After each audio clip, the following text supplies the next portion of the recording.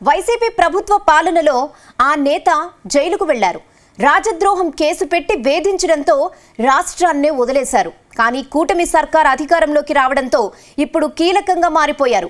ప్రస్తుతం కూటమి సర్కార్లో deputy speaker పదవికి ఏకగ్రీవంగా ఎన్నికయ్యారు. ఇప్పుడు ఆయన్ను ప్రతిపక్ష వైసీపీ ఎలా ఎదుర్కోబోతోంది?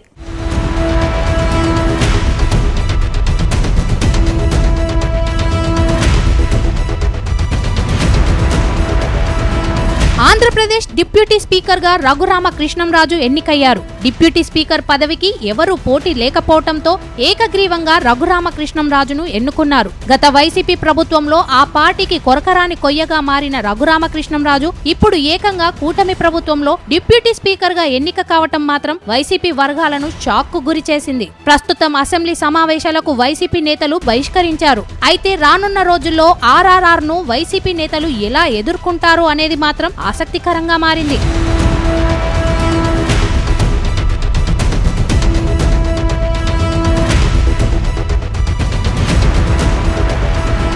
ఇక 2019లో వైసీపీ తరపున నరసాపురం నుంచి ఎంపీగా పోటీ చేసి గెలిచిన రఘురామకృష్ణంరాజు 6 నెలలకే వైసీపీ అధినేత జగన్మోహన్ రెడ్డిపై తిరుగుబాటు చేశారు. రచ్చబండ పేరుతో రచ్చరచ్చ చేశారు. ప్రతిరోజు మీడియా ముందుకు వచ్చి జగన్ను తిట్టడమే పనిగా పెట్టుకున్నారు. ఆ వీడియోలు కాస్త వైరల్ అవడంతో గత వైసీపీ ప్రభుత్వం రఘురామపై రాజద్రోహం కేసు పెట్టింది. ఆ కేసులో అరెస్టు చేసి సిఐడి కార్యాలయంలో చిత్రహింసలు పెట్టారని రఘురామ అప్పట్లో సంచలన ఆరోపణలు చేశారు. అనంతరం రాజద్రోహం కేసుపై సుప్రీంకోర్టుకు వెళ్లి మరీ బెయిల్ తెచ్చుకున్నారు. 5 ఏళ్ల పాటు వైసీపీ ఎంపీగా కొనసాగినప్పటికీ నియోజకవర్గానికి ప్రజలకు దూరంగా ఉంటూ వచ్చారు.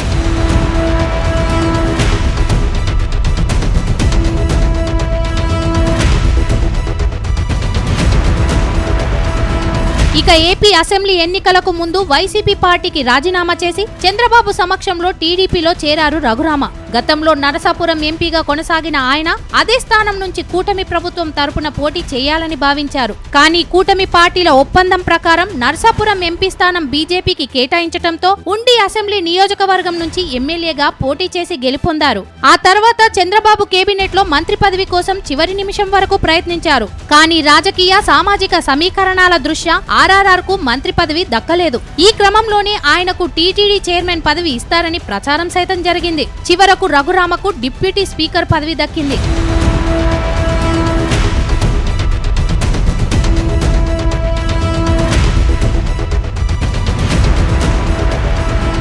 మరోవైపు జాతీయ స్థాయిలో పలు వ్యాపారాలను నెలకొల్పి కొన్ని వేల కోట్లను సంపాదించి వ్యాపారవేత్తగా రఘురామ సక్సెస్ అయ్యారు. కానీ రఘురామకృష్ణంరాజు మొదటి నుంచి కూడా రాజకీయాల్లో అంతగా ఇమడలేకపోయారు.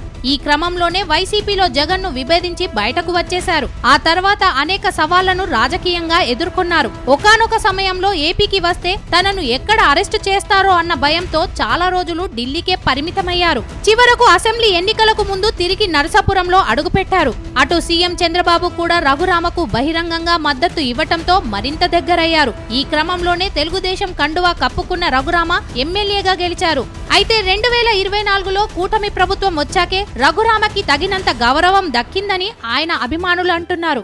వైసీపీ అధినేత ఎమ్మెల్యేలు అధ్యక్ష అని ఎక్కడ పిలవాల్సి వస్తుందోనని అసెంబ్లీ సమావేశాలకు రావట్లేదని టీడీపీ నేతలు అంటున్నారు. గత వైసీపీ ప్రభుత్వం హయాంలో ఎంపీగా ఎన్నో ఇబ్బందులను తట్టుకొని ఈసారి టీడీపీ నుంచి ఎమ్మెల్యేగా గెలిచి డిప్యూటీ స్పీకర్ గా ఎన్నికైన రఘురామకృష్ణంరాజు రాజకీయ ప్రయాణం ఇప్పుడు రాజకీయ వర్గాల్లో తీవ్ర చర్చనీయాంశంగా మారింది.